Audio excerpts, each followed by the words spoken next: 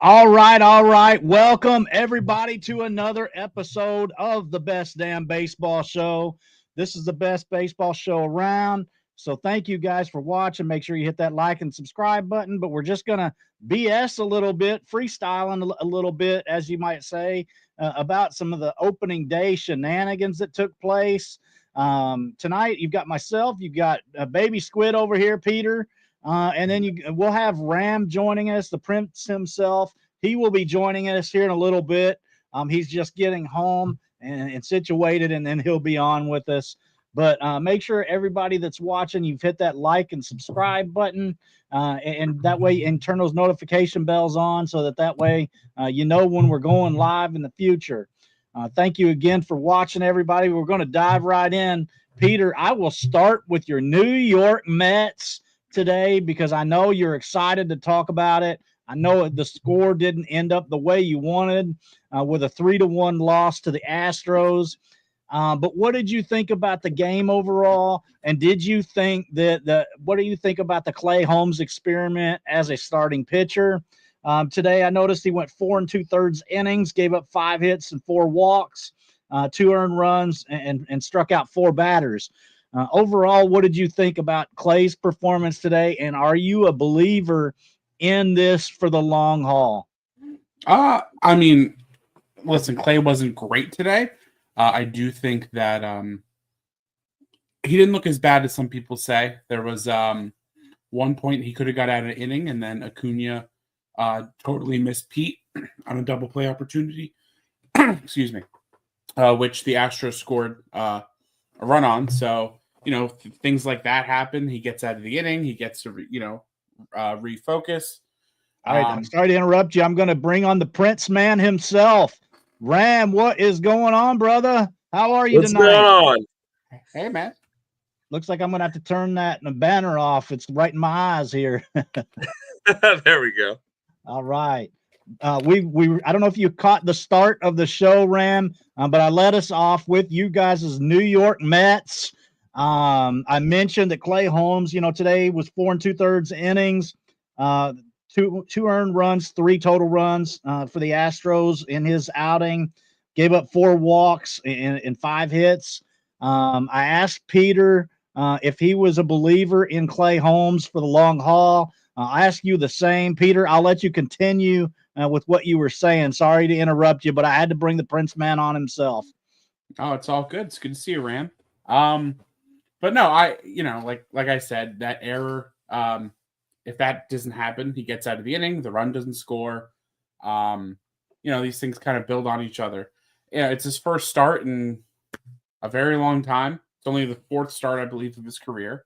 But overall, he looked okay. I don't think Clay Holmes is the reason you lost this game. So I'm still a believer in the Clay Holmes experience. What do you think, Ram? So I this is one of those where I have my fears because signing Clay Holmes, it was one of those where I said, look, if the Mets see something, they've been good at this recently. I gotta trust them. But if you ask me personally, this wasn't the experiment that I wanted. I liked the idea of Montes. I liked what they did with Manea a lot. But when it came down to something like Holmes, I was nervous. And I got a lot of stats thrown in my face that said, look, this could make sense. And spring training, he looked really sharp. And for the most part today, I just think you need to get through about 5. He got through 5. Peter just said it's not the reason that we lost the game. If Clay Holmes isn't the reason we lose the game, I'm willing to continue the experiment. But honestly, most of his movement looked sharp to the eye. I was actually impressed right off the bat. I mean, I remember he struck out Altuve early on, a pitch way out the zone, but the ball was moving. He looked still pretty sharp getting into 4 or 5. Control wasn't impeccable. I was worried about that. But I'm not going to say I'm a believer. I have a strong stance, and I'm still very nervous because living here in New York, I got a lot of Yankees fans, brethren, and we got laughed at for signing Clay Holmes, and it's an interesting one because I've seen the heart attack version of Clay Holmes a lot in the 9th inning. The talent is there. We'll see. We'll see. I'm not sold yet, but if he's not losing me games, we got to patchwork this rotation for a bit over in Queens. So we've got worse options, I think. Yeah. And then the other headline out of that game, besides Cam Smith, making his major league debut. I did kind of forget about that when I was writing my notes here before the show. But the other Mets side of that game that was intriguing, Juan Soto making his Met debut today, 1 for 3 and 2 walks on the night. I know that's not a stirring headline or anything, though, that stat line per se, but it had to be good seeing him on the field in a Met uniform after a long off season of anticipation. What did you think, Ram? What was your thoughts tonight? Well, I'll tell you what the headline's going to be if the shock jocks. They're going to say Juan Soto gets the game-ending out with a chance to make an impact over here to start his career in the right way. And the shock jocks tomorrow morning, I'm already waiting to hear it. WFAN will be sitting there like, really? We paid $1 billion for this guy, can't get an RBI. He can't do anything. He can't do jack. Yeah, this is what we're going to hear. But it hasn't settled in for me yet. I mean, watching it in spring, it's just one of those things where, we really haven't, outside of maybe trading and keeping Lindor, this is not a team that I've been used to seeing like really picking up someone at this level and keeping like, oh, we're going to keep this guy forever. I mean, you look at that contract, he's going to be a Met for the rest of his career. It still hasn't set in for me yet. I'm still very excited about what can happen. And at the same time, and I've told you this too, as a Braves guy, I don't even know if we're taking the division this year. I think Peter's expressed something similar as well to me when we've talked about it. Hey, I picked the I don't Phillies, so yeah, I don't think I know there's a lot of hype because it's Juan Soto and it's respectable and it makes sense. But I don't think I'm looking at our rotation with bated breath, man. Like I don't think we have it put together to win that division yet. Can we get a wild card? Absolutely. And can they get hot like last year where they were a little bit of a team of destiny for at least 5 minutes until we ran into the Dodgers? Yeah. But it'll settle in when I think maybe around summertime they start winning some games and they start putting together like a good streak where. But he's as advertised. He's in shape. A single and 2 walks is a classic Juan Soto game. Looked all a bit of himself. Happy to have him. We'll see the ovation he gets at home because one thing I thought was funny is that first at bat he got booed so badly stepping into plate. And I was like, I didn't realize Houston had strong feelings about Juan Soto, but good to know. I guess we got to get used to the fact that he's going to get booed in a lot more places than I would think. Yeah, I was surprised because, if it would have been in Atlanta, I don't think, and I was at the game, I don't live in Atlanta, but if I was at the game, I wouldn't have booed Juan Soto. But I guess I am kind of the weird one because I'm as big of a fan of the sport as I am any one team. So yeah, I don't know. Maybe I'm weird in that way. The weird one because I can guarantee you that first at bat that Juan Soto has in Atlanta, you're gonna hear a chorus of boos. You're not gonna hear a nice applause. You're gonna be hearing your guys boo. I can bet on that one. Peter's shaking his head over there. He knows. He knows.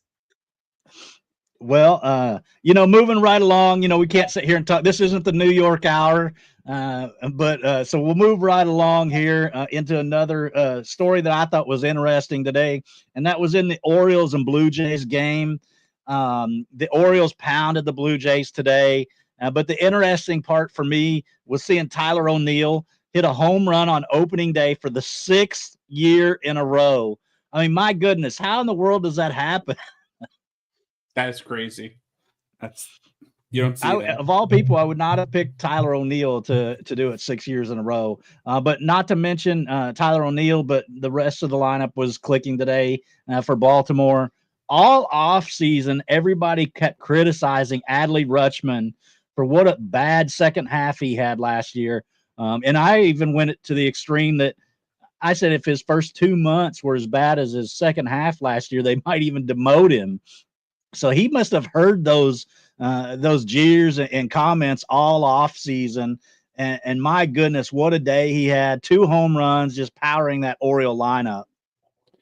Listen, in the same vein that I'm not going to jump off a bridge because of the Mets because of one game, I'm still not sold on the Orioles. Toronto's not that good. Their pitching is a bit of a mess. So that doesn't really change my opinion of them just from one game.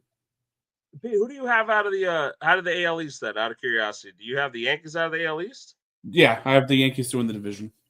Because I got to be real, I got the Orioles to win that division. I did as well. In our Discord, I posted the Orioles that I thought would win the division. Yeah, I think the Yankees, I don't want to say they got better because they did lose Juan Soto, but I think that they're better offensively than people think they are. I know they had a lot of injuries in the pitching side. Cole's out for the year. That obviously stinks, but Gill's going to be back at some point. As much as I'm not a Marcus Stroman fan as an Italian, because I don't know if you saw what he thinks he said on Twitter. He has great starts to the season. By the time he theoretically fades off, that Gill should be back. I don't trust the Orioles, and I think the Red Sox are like a year away from taking the division again. The Red Sox, I think, are going to be better than I might give them credit for, especially if they're able to figure out the situation with Devers DHing. That was the big controversy, I think, whether he was going to play third, and he's apparently just not a good third baseman. I'm not a big defensive metrics guy, but whatever defensive metrics are out there, do not love that man at third. Not even do not love. They think he's one of the worst out there. So if they're able to work that where Bregman's out there on the field, Christian Campbell's up, the offense could carry them for a bit, but they've got their injuries on the pitching side too. I think the Orioles are deep, man. That farm system's got to work at some point. There's just so much young talent there. I think they could do it, but the one thing I'll give you is that they haven't done it yet. They have to prove it. This has got to be that prove it year. Can you hang with the big boys? The Red Sox and the Yankees have been doing this for a long time. Can you hang with them when it comes down to it? Because maybe the Yankees don't look as good on paper. Maybe the Red Sox need another year, but can they hang together, and can the O's break out of that bunch? Are we going to see 3 teams make the playoffs out of that division or something like that again too? It could be weird. Do you like their pitching?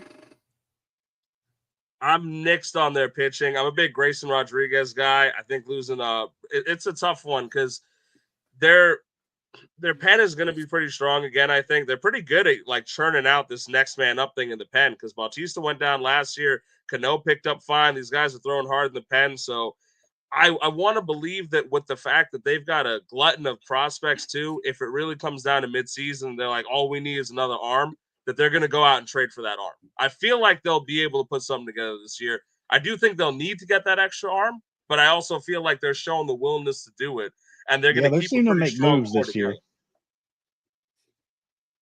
I mean, they're definitely pushing all in. It seems like right now, with the signing of Alex Bregman in the offseason, promoting Christian Campbell from day one, and all the other things that they're doing right now. It just seems like they are absolutely pushing in their chips and trying to make this the year. So it would not surprise me at all if they made a big trade for some pitcher closer to the deadline to put them over the top.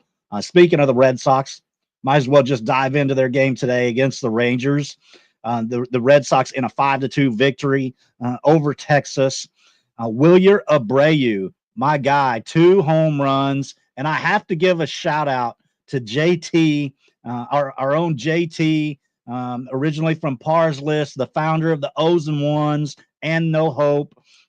We had him on a couple of, several weeks ago talking prospects a little bit, and he'll be back on with me this weekend at some point to talk some prospects and that kind of thing. But he was singing Wilyer Abreu's praises the last few years. And one of the only prospect analysts that I saw talking about Wilyer Abreu during his time in the minor leagues. And so I couldn't be happier for JT that Wilyer just came out with a bang this year with 2 home runs in that 5-2 victory. What do you guys think about Wilyer's performance? And have you been a Wilyer believer in this time in the last couple of years now? Bram, what do you think? Or I can lead up. Yeah, I know that Duran got a lot of the Duran gets a lot of love, and you've got Roman Anthony who gets a lot of love. So there's a lot of talk about maybe Abreu's that like odd guy out or who may not be able to make it stand. And it's funny you were saying about Adley. I feel like today was that kind of performance for Wilyer, where I feel like he was going out there with that motivation of, well, listen, if you think I'm going to be the odd man out when Roman Anthony comes up, think again that I've got my place in this lineup. Yeah, and I think I'm not going to say I'm a believer outside of the fact that I agree with JT's been on him, and I know that JT's a great source of information for all this stuff. But I've been nervous about like going full hog and saying, "Oh, I'm a Wilyer Abreu guy," because he's shown the flashes but hasn't been able to keep it together. And we'll see what happens here because it is do or die time. The air's breathing because there's going to be playing time very limited for these guys. Yoshida's still on the team when he comes back. Roman Anthony is absolutely knocking on the door. And you've already got Devers. If you're going to put him as a full-time DH, that's one less slot. What are we going to do? How are we going to arrange this? So he's got to make sure that he makes it a tough decision for the Red Sox. Is he physically capable? Yeah. And we'll see. It's a good start. Right start today. Clutch hitting. It was very impressive. So we'll see where it goes. I'm not sold yet. If you had Wilyer Abreu in an Otanu points format today, you were very, very happy. In that game also, you had Eovaldi was shoving for the Rangers, 6 innings pitch, 9 Ks. The bullpen kind of let him down. And speaking of the Rangers bullpen, I know a few days ago, whenever Bruce Bochy said that Luke Jackson was going to be the closer, I was just absolutely floored, as I'm sure you guys all were as well. But the first thing that I did was I went on all my fantasy leagues and started looking to see if he was on the wire. And sure enough, I added him in like 5 of my leagues, in my points leagues that I play in. And I'm regretting that decision tonight. In one of my leagues that I checked, he had a minus 24-point outing tonight. Just absolutely brutal for fantasy players and Rangers fans everywhere. Yeah, that's definitely a rough start to being a closer. You're not going to keep your job much longer. That keeps up. I think there's a lot of talk about that kid. Church is down there. The Church might take over the closing role. If I had to hang my hat on one of them, I was probably going to hang it on him. But they really have been nervous about it because last year, they got real lucky and serendipitous in the fact that they got Kirby Yates. They had Yates closing for them last year, and he had probably the best year of his career. I think he pitched like an ERA of like 1.17 or something. And so they let him pass, and now they were just trying to figure it out. I guess they were trying to go internal, but I don't know. Luke Jackson's it's former Brave as well, right? Yeah, and he was such an adventure sometimes in Atlanta because he would go through stretches where he was great in that 7th, 8th inning role. But man, when he was off, he was off. So like, I don't know if I'd want that guy as my closer if I'm a fan in Arlington this year. So that's going to be interesting to follow. And the rest of that series is going to be interesting, especially with, Christian Campbell made his debut tonight, 1 for 3 and a walk. I believe the single was clocked at like 104 mile per hour single. So it's definitely a dude that is really bringing a lot of excitement to Boston. Yeah, they've got their 2 big studs there in Campbell and Anthony. We expect to see both of them up there. And they moved Teal, right? Teal's over. Yeah, on the they White traded Sox him now, to right? Chicago in the Garrett Crochet deal.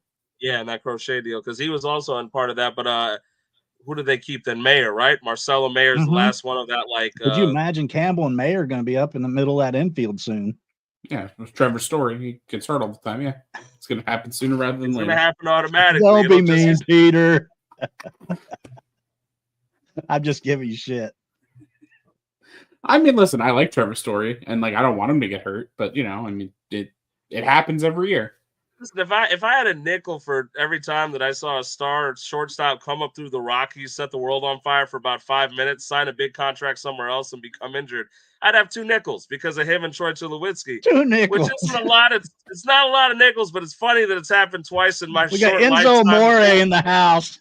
Yeah, it's a little funny. You'd have no dimes. Because this is a tough one here, man. I saw with Troy Tulowitzki, and then Trevor Story set the world on fire and is doing the same thing. I'm like, is this the tribute show to Troy Tulowitzki? Is this what we're going to do? Troy goes ahead and signs what was it, the Blue Jays, I think, and he couldn't get on the field. And now we've got Story that signed, and he can't get on the field. It's a tough one, man. Watching these, because Troy Tulowitzki was like my Troy. Yeah, Troy. Now did he end up with the Yankees at Toronto? He was with the Blues. That's what I'm saying. It's the whole format. Sign a big contract, AL East team, get injured, everyone hates you. And at some point, Trevor Story and Troy Tulowitzki were carrying fantasy teams for a while. It's the get those Colorado homers. Absolutely. He ended his career at the Yankees. I was wrong. I don't even remember that. Yeah, small stint. Because you don't with live the up here. Okay, must have been small because I don't remember that at all. Moving right along here, guys. The game that just ended on ESPN tonight, the Dodgers and the Tigers was another great pitching matchup on paper. It looks like Blake Snell and Tariq Skubal. They went around 5 innings. I forget exactly what it was now. Sorry, but each gave up 2 runs. So they both limited the opposition. Not very many Ks on the night for either guy. So solid performance. What I wanted to make note was Spencer Torkelson for the Tigers hit a home run, went 1 for 1 with that home run and 4 walks. There's been some talk about Torque maybe this being his last chance. Are you guys Torque believers or no? Yes, I am a Torque believer. Oh, very nice. I know this is always a good one. But I am a Torque believer too. I think he's got the raw power to do it.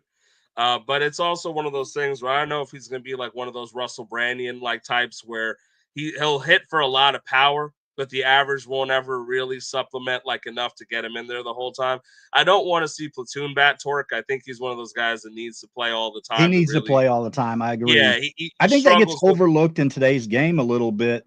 They're so fast to label a guy as a platoon hitter and don't realize how much that's going to actually negatively impact them.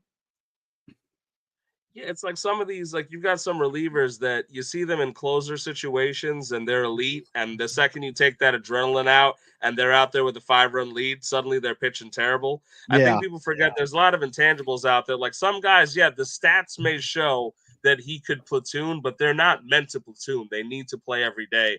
Torque strikes me as one of those guys. The more consistent playing time he gets, he looks a little bit better. He figures some things out. I think if they platoon him, stick him like that, it might hurt him. So we'll see, but good performance from him today too. The Dodgers apparently may never lose a game though. 4 walks was the most impressive part for me with Torkelson, because it showed some patience at the plate and that kind of thing. Peter, I know you said you're a Torque believer. Did you have any additional thoughts on his performance today and moving forward? What your opinion is? Oh, I mean the Tigers are kind of going to need. I think they're going to need him to be at his best if they're going to want to make any sort of playoff run here. That division's wide open, but they don't have the best lineup in the world. They signed, why am I forgetting his second baseman? The name just escapes me, from the Yankees. Someone help me. Gleyber. Gleyber didn't look great today. Right. But so they're going to need all hands on deck there, and I like you said, I do think more consistent playing time will help him. Well, and they need those young guys coming up like Colt Keith, who played a lot last year, and Jace Young to come up. And Jace Young, sorry, I always say it wrong. You need those. They're going to need those guys to come up and perform too, to keep them in any kind of like World Series type contention. Riley Green to continue the evolution that he showed last year. I actually don't have any doubts that Detroit's going to be right there as one of the teams in the mix in the American League this year. I really like what they've done over the last couple of years. Also in that game, we had Ohtani hit a home run for the Dodgers. I have been pretty outspoken that Shohei Ohtani is the greatest of all time.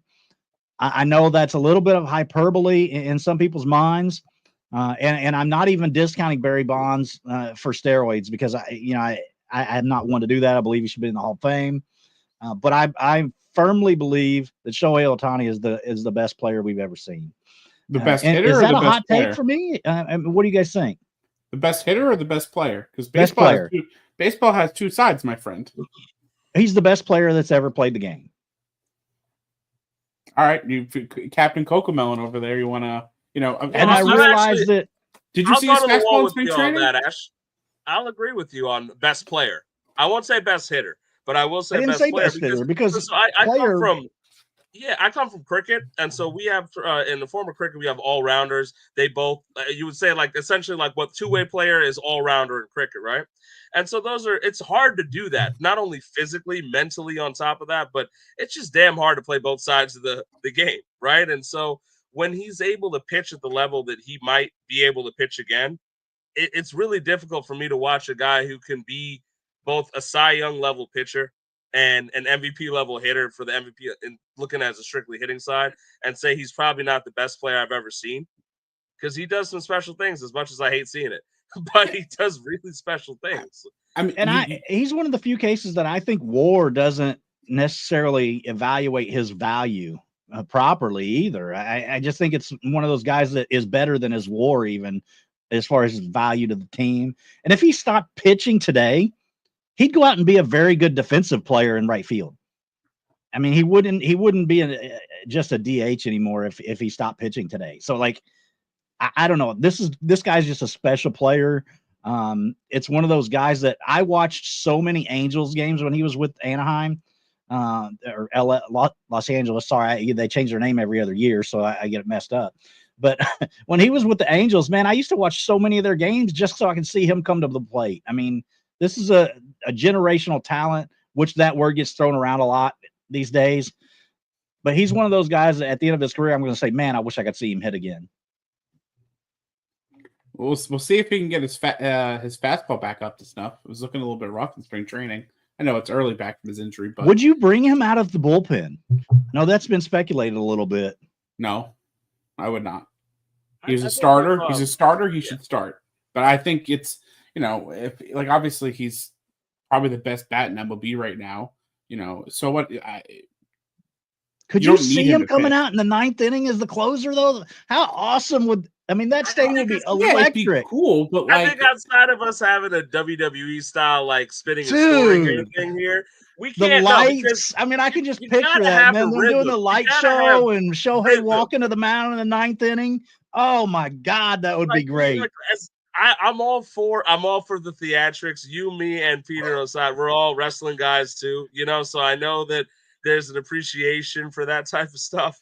But I feel like it breaks his rhythm, man. Like if you're going to play him as a two-way player, you got to tell him, okay, you're starting every fifth or sixth day and you're doing this and you prep for it. Because if you got a special prep that you're doing to stay healthy as a two-way player, if you're coming as a closer, you don't know when you're pitching. You could pitch once in the week. You could pitch 4 times in the week, right? I feel like that puts you – it's way too volatile for them to ever consider it.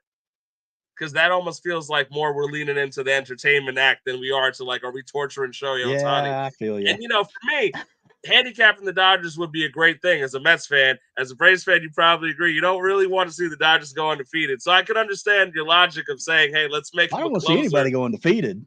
Let's ruin Shohei Ohtani. I understand the Jesse says here in the chat, I wouldn't let Ohtani pitch again, honestly. They can't afford to lose his bat. I feel that bat is awesome. I agree. I mean, the Dodgers have like 6 number 1 guys and on that just all are on their team. There's no need to have Shohei pitch. Like, just let him rest up his pitching elbow. If in a couple of years, if you need him to pitch, he can pitch again. But there's no point right now. Let him get 100% healthy and let him sit on the bench and watch Cocomelon on his iPad in between innings. I will say that they let the guy go without pitching last year. It's still kind of injured. He had arguably the best offensive season we've seen in the history of baseball, which is a crazy thing to me because obviously if he pitches, he's probably not going to put up that level of stats again. But if you're telling me that he can come close to 50-50 regularly without pitching, I got to be honest with you. Let the guy go 50-50. Yeah, like let him do 50-60 regularly. If you're telling me he can do that if he doesn't pitch, like screw it, they'll just find another pitcher. Because they will. They've got more talent on the IL than some guys have in their rotation right now. So it's a thing where there's no shortage of talent. Apparently they have unlimited money. You probably want to get the best on your investment. I could probably agree with that. Also another thing that kind of came up in the Discord is Freddie Freeman. I made the comment in the Discord that Freddie Freeman is going to be a Hall of Famer, but was he ever the best player on his own team? No. The thing that caught me off guard with that observation. That's a really good observation, I think. Yeah, because I'm not sure that he was. Maybe in those 20 teens right before Acuna came up, maybe. Before Acuna came up, maybe, right? Because like I'm a big, as much as I hate to admit it, I'm a big Ronald Acuna guy because he's I am very, too. very talented, right? I'd be surprised if you weren't. Right. But the thing that caught me off guard was in the chat, somebody made mention that Freddie Freeman and Hall of Fame are 2 things I never thought I'd hear. And I was like, what? Freddie Freeman is no doubt Hall of Famer. Like, am I nuts on that? I'm as big as a hater as they get. I'll hate on anything. I can't hate on Freddie Freeman. He's a Hall of Famer. He's a great dude. Like, he's played for 2 teams I can't stand, and I still like. Freddie Freeman's great. Like, Yeah, I mean, if you've got exact echoing what Peter said here. If you got a guy who played for the Braves and the Dodgers and has killed us on both goddamn teams, and we don't want to deal with him, we could probably shake hands and immediately say that's an automatic. I mean, I'm not. I don't know how to be cordial about it, I suppose, but I don't think there's much of an argument there. That's a Hall of Famer. I He's thought all maybe it was my he's Braves fandom, but I was like, what? I couldn't believe that he said that. I was like, I can't imagine there's very many people that don't view Freddie Freeman as a no doubt Hall of Famer. And I didn't even go to look up the stats or anything to back my thought process up. I think war wise, I mean, I don't know what the barometer is these days anymore, but I think war wise, if he retired today, I think he still has more war than some of the guys in the hall. I'm going to pull it up just because I don't know. I'm pretty sure because this guy has been. I respect Freddie Freeman as a person. As a player, he's obnoxious because I felt like every time he was up against the Mets, I wanted to see him get beamed because he's good. He's good. He's annoying. So he's got 61 WAR lifetime. Oh God, that's what I'm saying. Disgusting. That's exactly what I'm saying. Like, I don't have the numbers in front of me, but I was like, look, this is a guy. Because what is it? 50 to 60 WAR used to basically be Hall of Fame career, right? I know the metrics have changed. Yeah, I mean, unless you're Kenny Lofton. Apparently, but 60. You got 60 WAR, and he's still got a few years left that he's probably going to contribute positive WAR. This is not a negative WAR guy, right? So we're looking at maybe 65 if he continues. What was his WAR last year? Last season he was at a 4.1. So still a really good player last season. So if he plays another 3 and he as a first baseman. On one as leg, a first baseman, you know how hard it is to put up 4 WAR as a first baseman because you're getting. We're gonna watch a guy. I know WAR's not the end all be all, but if we're looking at just that as a general ballpark for should he be in the conversation, I feel like there's really not much you can say that discounts him from being in the Hall of Fame. Because again, you're talking about this WAR as a first baseman, like we were saying. Like, this is not a. He's good. It's annoying that he's good, but he's good. So honestly, I can't believe we have like, I didn't even. It'd be like arguing should like, I guess not Barry Bonds because steroids, so people say no. But like, why are we debating Freddie Freeman going to, like, it's so clear cut. Like, I was so flabbergasted when he said that he didn't think he was a Hall of Famer. I was like, what? And so I had to bring that up on the show tonight to see if you guys were like mine with me as far as just not even thinking it was a discussion that, Freddie Freeman's walking out the door and then walking right into the Hall of Fame. So who would have thought 2 Mets fan and a Braves fan going hand in hand? I know we got something in common here as far as thought process with Freddie Freeman. I love to see it. He's bringing us all together. Him, though. I'm looking at this career to see if, because I like that thought. Was he ever the best player on his own team? I'm like, well, in 2013, he was when Chipper was still playing then. Yeah. It's a dirty word. I mean, Larry. I kind of wish I hated Chipper. I got to be honest. Like, I know that I should, but I just feel like I feel like I could get a beer with the guy, and that's what I hate. Because every time I listen to him talk and stuff like that, I feel like I'm like, God damn it, you are my type of person.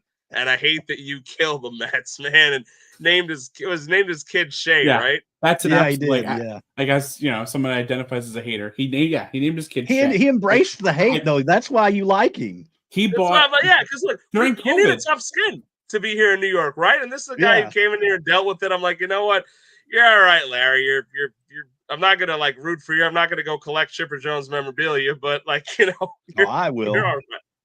I'll take all the memorabilia. During COVID, when they're doing the fan thing, didn't he get a cutout of himself and to put in City? I don't know. I kind of blanked that whole era out. I mean, man, what a miserable time to be a sports fan. Nobody in attendance. I mean, it was awful. And then the Dodgers won the World Series. Hey, to continue. Sorry, I don't mean to say that, Dodger fans. I'm on Baseball Reference, so it's B WAR, not F WAR. But what made me laugh, I was looking at 2013 because I knew he had a good year. He had 5.3 WAR, so I was like, "Oh, let me take a look." That was pretty good that year. He probably was the best on the team. Andrelton Simmons had a 5.8 B WAR. Oh my God, Andrelton could pick it though. I know. Andrelton, legit for like a small snapshot, may have been the best shortstop I ever saw. I'm not saying for the length of his career. But there for like a 2 or 3 year period, he might have been the best defensive shortstop I ever saw. Oh, he covered a lot of ground. I get credit. It was a pain in the damn ass because like it felt like he made every play, and he really did have a lot of range. I respect him for that much. He was really And a talented. cannon for an arm. Pain in the ass. Just to confirm. Moving on, right? Moving on. Cutter did put a thing of him and his son at City during the pandemic, which is just, again, beautiful troll move. I respect it. Yeah, I mean, I gotta respect it.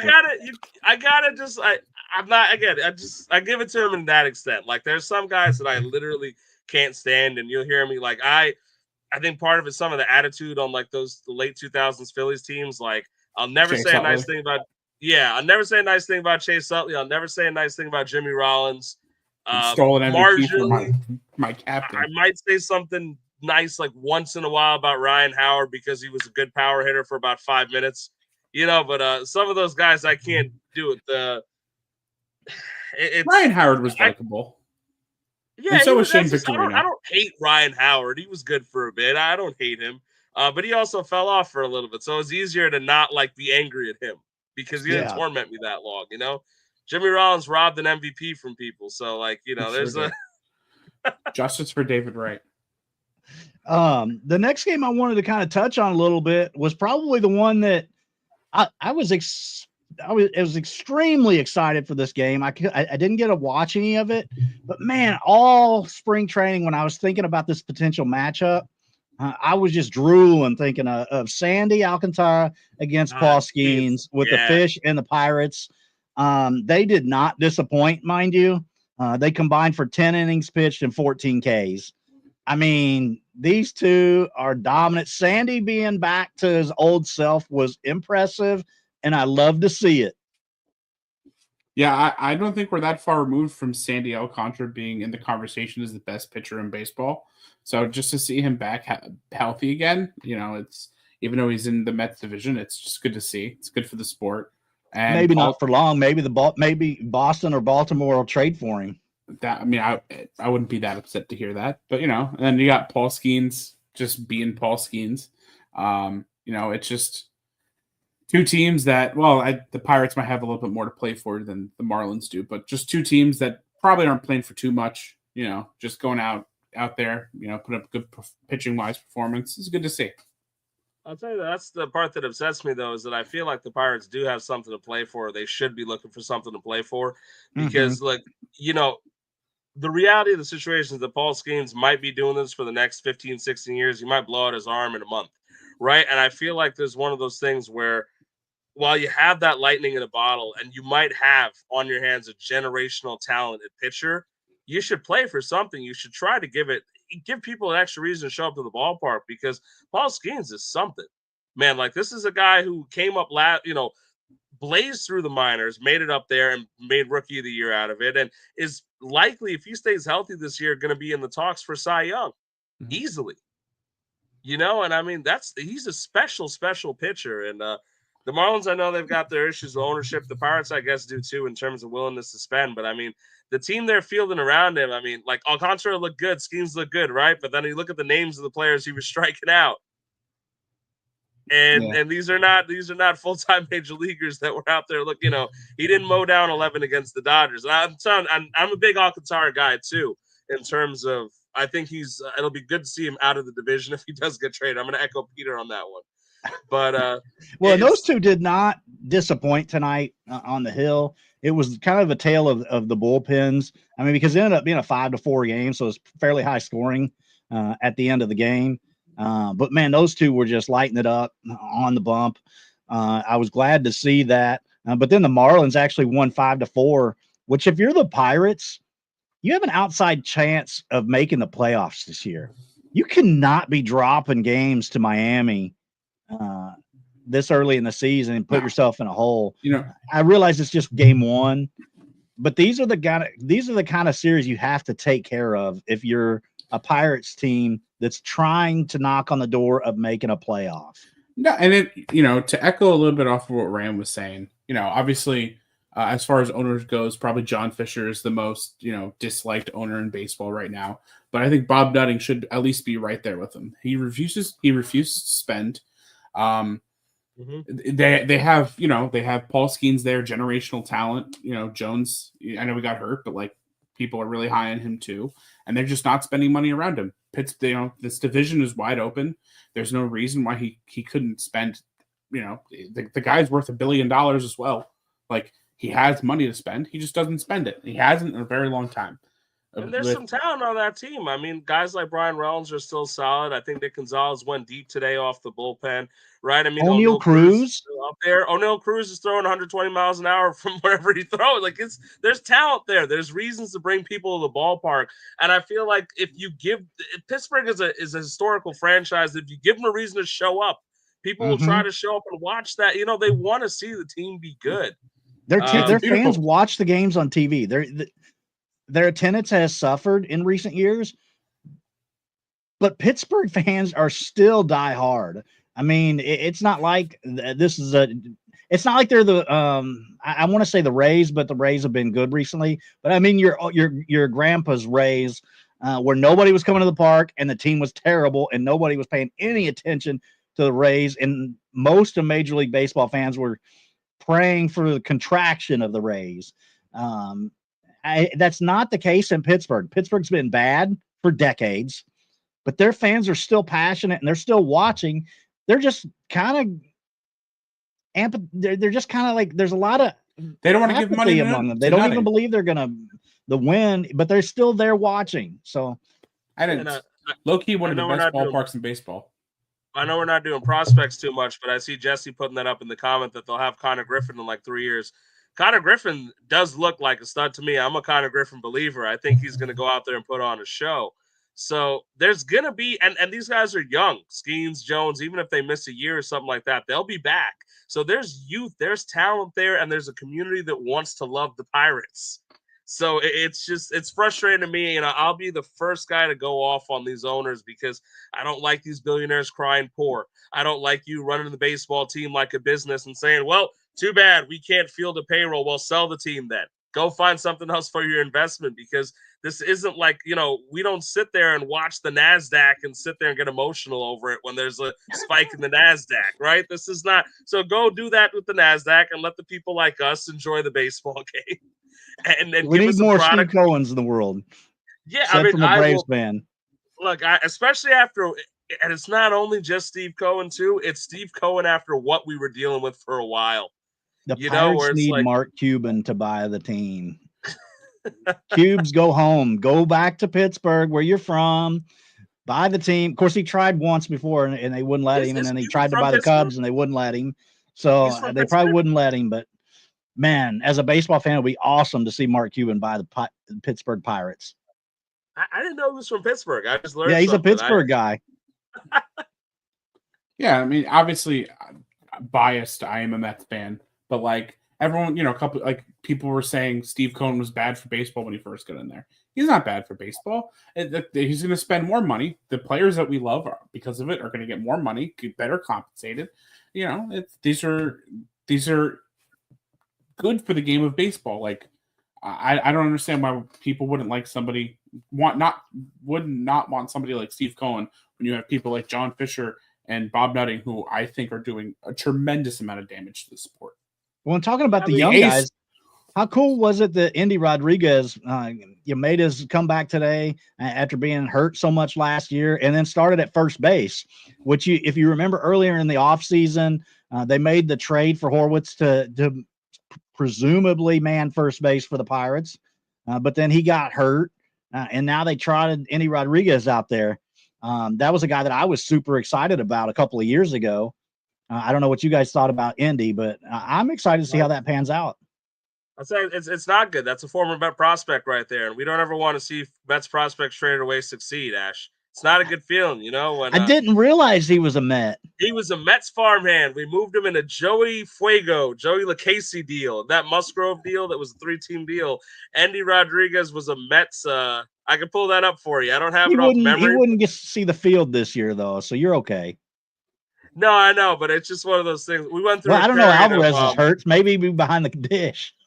That's gonna suck, by the way, because you and I have talked about this in private. But not only is the Mets pitching staff a tough one, but Alvarez understands the Mets pitching staff very well, and they're statistically a better team pitching-wise when Alvarez is the receiving end of the battery. So I worry about how long he'll be gone, because even guys like, veteran guys like Quintana last year, better stats when Alvarez was receiving them. He tends to handle the staff well. The Alvarez injury is going to hurt in a bit, but I'm happy for Endy. I do think he's a talent. He definitely wasn't as touted when we moved him off the Mets. He was just one of those like lottery ticket guys that happened to develop with the Pirates. And good for him. It's always good to say people stay healthy. As much as I'm joking about it, like, I'm glad, because I do think he's a talent. They need someone around catcher because apparently Henry Davis can't put it together. Oh, man. As a Louisville fan and alumnus, that's really killing me, too, because I had such high hopes for Henry. And that's two pretty highly drafted guys from my alma mater in recent years, between Henry Davis and Corey Ray. Oh my gosh. I thought both of those guys were gonna make it, especially Corey Ray. If you told me that Corey Ray would not even become a major leaguer, I would not have believed you, because that guy had power. He had speed. I mean, he was a 5-tool guy coming out of college. I don't know if you guys remember Corey Ray, but he was, I want to say, I don't remember if he was number 1 overall, but he was a top 5 pick for the Brewers in like 2018. Something like that. I may have the year wrong, but in that time frame.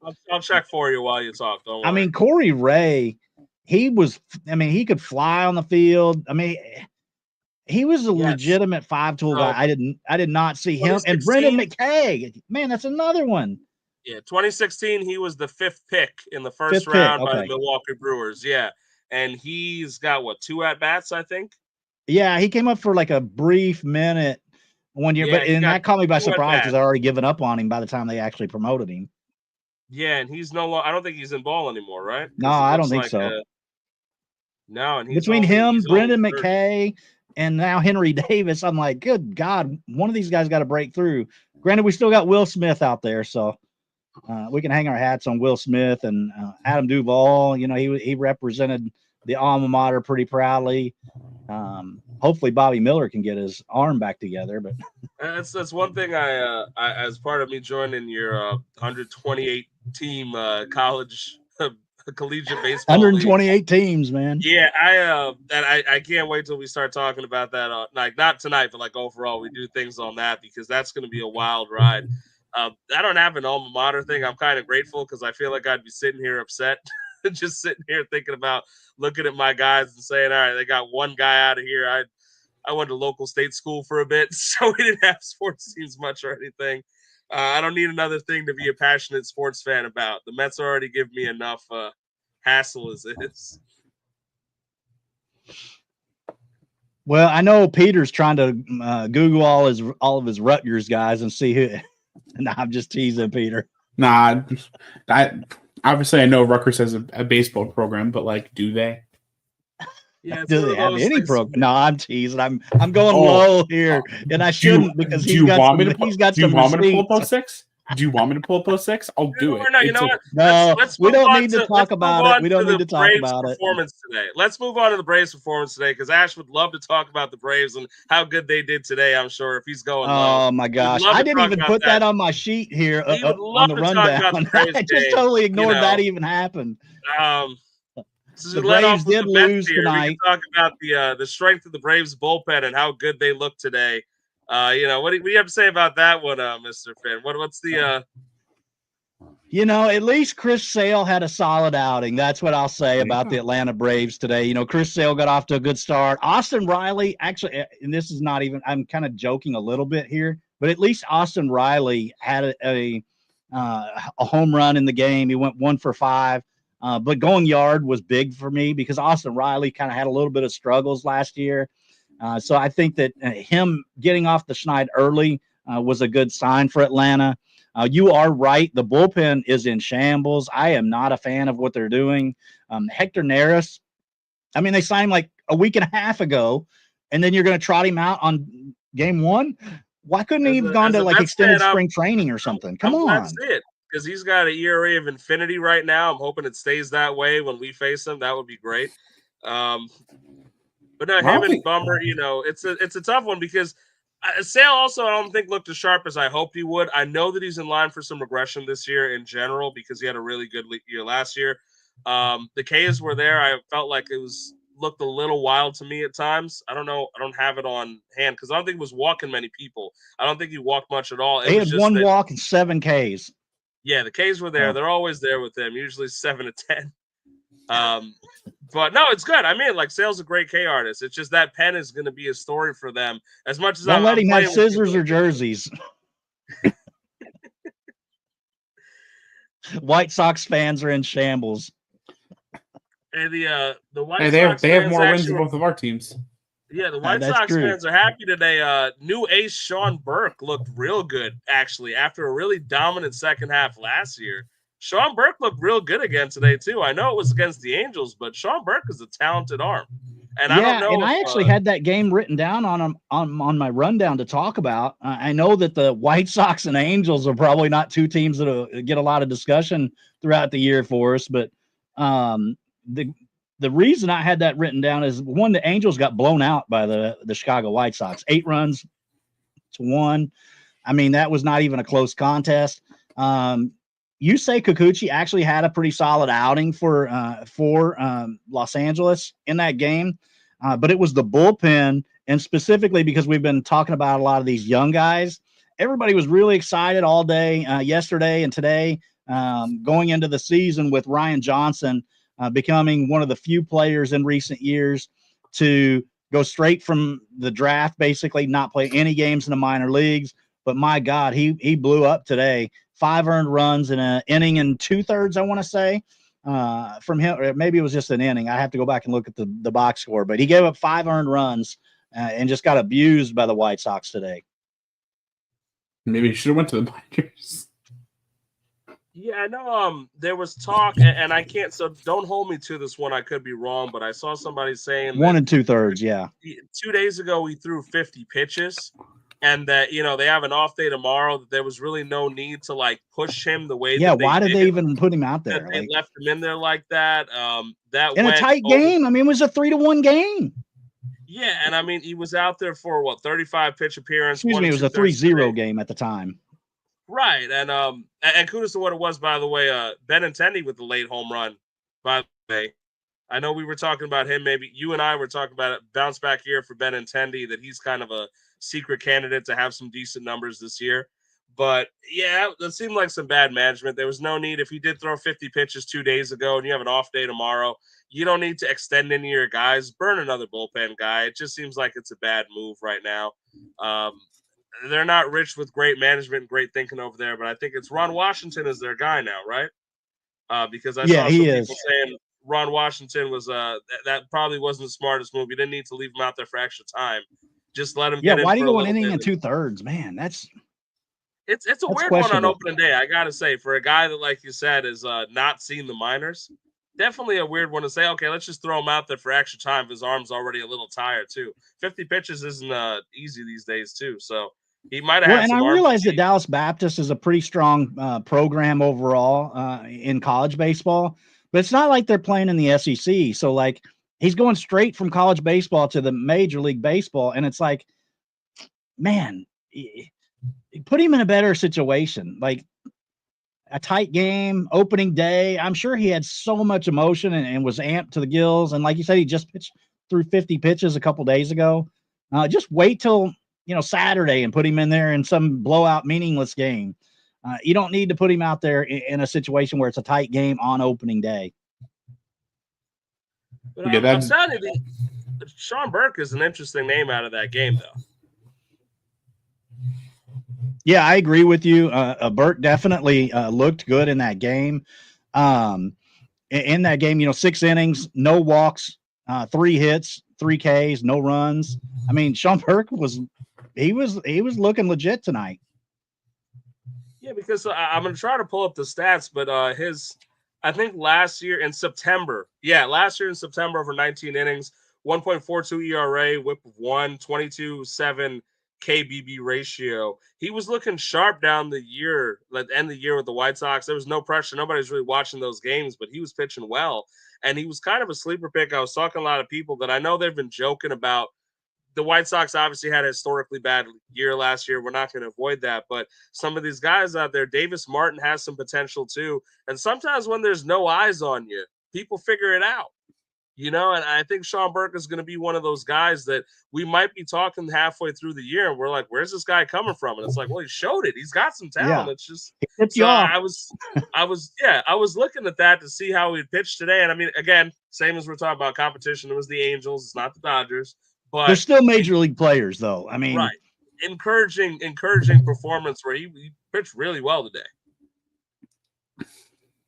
Yeah, for sure. And you mentioned Andrew Benintendi. He was one of the reasons I actually wrote this game down. Not necessarily just because he had a home run today, but you and I have talked offline about Andrew Benintendi, and he's somebody in fantasy leagues I've actually kind of looked at targeting.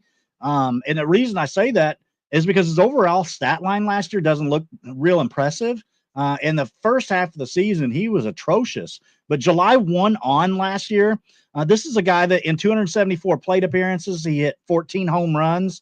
That's well above his career norms for, home run rate and that kind of thing. He put up 130 WRC plus in the second July 1 on to the end of the year, a 486 slug. So this is a guy that was kind of secretly under the radar, having a really good second half to the season. So then he homers today on opening day. I'm really interested to see how this year goes for Andrew Benintendi, a guy that, when he came up, he was as hyped as just about any prospect could be, coming out of Arkansas. I really hope that this guy puts together kind of a career year for him and some of the stuff he's gone through over the last couple of years.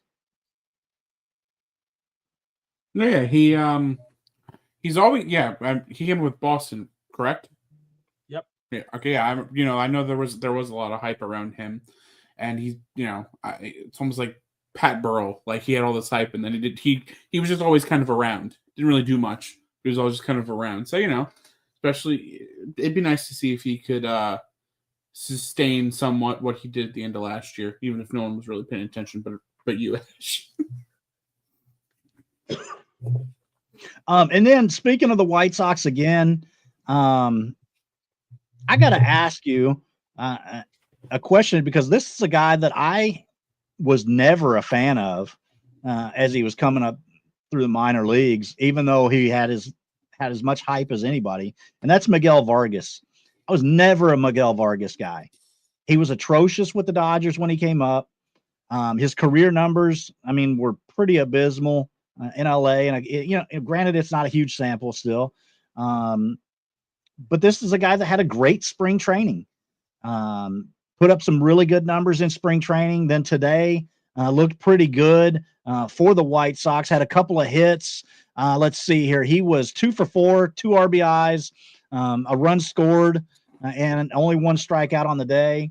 I believe he had a double. Yeah, he had a double today and that was off of Kikuchi. So that wasn't off of Ryan Johnson. That double was off of Kikuchi. So, a good start to the season, good spring training. This is a guy that is definitely post hype, but are we buying or selling a post hype bounce back or a post hype breakthrough or breakout from Miguel Vargas? I wouldn't say a full buy, but I don't think he's going to be terrible. He's probably on paper one of the better bats on there on the White Sox. It's tough to say that you think he's going to be good if he can't figure it out. In the Dodgers lineup, that you have guys in front of you and behind you, you're protected all over. But I still think there's some juice there. What do you think, Rem? Are you buying or selling a post-hype breakout from Miguel Vargas? No, I'm selling. I don't know. I've just, and this is my personal bias, I just never really saw much of Miguel Vargas. I know that certain guys get a little extra. Believer either. Yeah, and it's an interesting thing coming up as a prospect. Sometimes certain teams, just because the prospect is with that team, they get a little extra shine on them. This happens a lot with the Yankees, where sometimes you look at the raw performance of the prospect and you're like, that doesn't seem that special, but suddenly he's on everybody's top 100 lists. I felt like Vargas was one of those guys that got that Dodgers shine, but in reality, the power never played, and I still don't see anything that makes me think the power is going to play.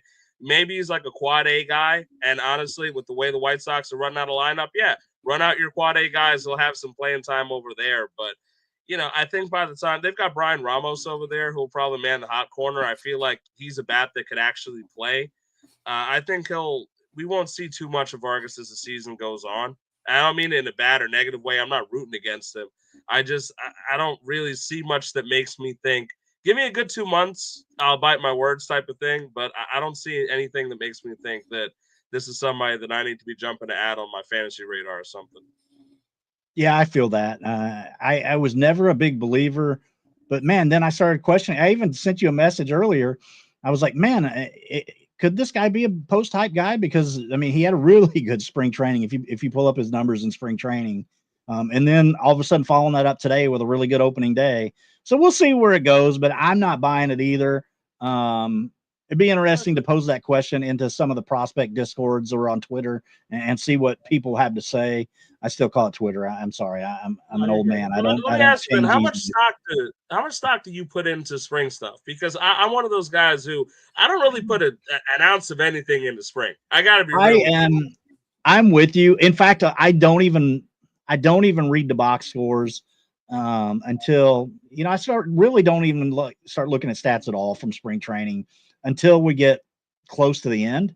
I mean, because most of these guys over the course of the month of spring training, by the end of it, they have 50, 60 plate appearances. So a lot of times that first week and a half, 2 weeks of spring training, you'll have all these stories about how great a guy is looking in spring training. And then I'll pull up his line and he's got 12 at bats. I'm like, this is 3 games worth of at bats. Why are we getting excited? And the thing is too, from what my understanding of it too, from working around baseball a little bit before, is that the most experimental time of the year is spring training, right? Yeah. When you want to take a tweak in your leg kick, you want to try a different pitch you haven't tried, you want to do and something. That's the other thing fun. that the writers always hype. Oh, look at this guy using this new stance, and look at this guy. He's got this leg kick. Right. He's just going to break out. Like he got 3 hits, and I look at it, and it's like you got 3 hits off a single A pitcher, a guy who was trying a new fastball, and so he laid it in there in the middle. You got a single off that, and maybe you homered in a game that it's not for me. I place almost 0 into spring stats. I agree. I mean, if it was July and a guy went 0 for 12, would you care? Right, because the thing is, like, you look at some of these guys, like Betts was sick going into the season, stuff like that. What am I going to sit there and be like, man, he just went 0 for 7. I don't know if we should trust him aside. He's got 7-8 years of MLB, stats to prove it. Anyone could have a bad stretch of baseball too at any time. So for me, I work real hard to kind of avoid those spring storylines. Yes, once in a while something breaks through, but I think it just drives me nuts because people are just. It's the nature of sports talk these days. They're trying to jump on something first, right? They'll say, oh, this is the guy that you should have been on. We were on him beforehand. But in the reality, it's spring training. If the guy's good, he was probably going to be good even without a hot spring anyway. Yeah. He figured something else out. So it's too small of a sample. 100% agree. Yeah, I agree. Next up on my speaking of more young guys, and I guess he's not really young anymore, but Vinny Pasquantino homered today for the Royals in a losing effort. In 10 innings, the Guardians overcame the Royals 7-4 in 10. But it was nice to see Vinny have a really good performance, 2 for 4 at the plate, 3 RBIs and runs scored on his home run. I was really happy to see that, especially with the injury scare earlier in the week. Coming off the shoulder injury last year. I've always been a huge fan of Vinny Pasquantino. I roster him in several leagues. I wish I had him in our CBL league. Man, I would love to have him there. But I was not able to obtain and trade or draft. But seeing his performance today was really nice to see. I like Vinny. Go ahead, Peter. Yeah, I'm super high on him. Twitter's favorite baseball player. He's really funny on Twitter. Oh, as an Italian guy, you gotta love him. Oh, of course, my paisan.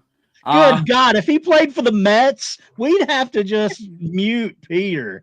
Like, you gotta understand this but he's an honorary New Yorker. This is a guy who came over here and he said bacon, egg, and cheese is one word. That's a New Yorker right there. If you go I did not know that. He went to the bodega. He says, "Let me get a bacon, egg, and cheese." One word, and I'm like, "That's a guy right there."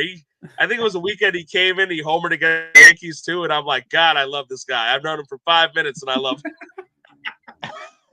He is a great follow on social media too. This is the way he interacts with fans and whatnot. I mean, he is awesome. I love the Brett dude. Rooker are great follows. And if you look at his stat line coming up through the minor leagues, there's a guy in our Discord named Colin that has a filter on Fangraphs that he calls the Vinny Pasquantino filter, where he's trying to look for like the next guy to be like him. But man, like Vinny's line drive rates, his K rates were low.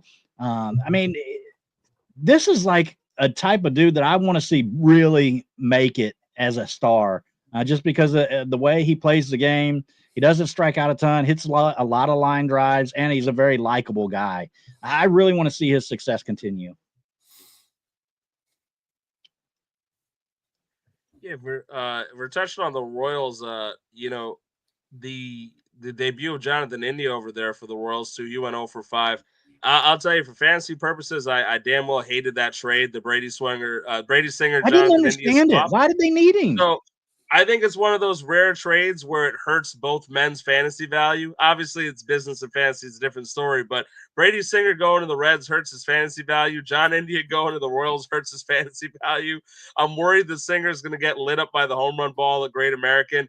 India doesn't look none too happy. He went 0 for 5 today. Obviously, it's just one game, but not the start you want to see over there for John India, who might have to be a mainstay over there. So and we'll Singer see. was really good for them last year. Like I don't understand this trade at all. And on the flip side of that game too, Manzardo looked real good. The Guardians are figuring Oh my things out. I gosh. mean, Yeah, they moved Naylor, and you might think, well, where's the protection going to come from in the lineup for Jose Ramirez? And Manzardo said, no problem, I got you.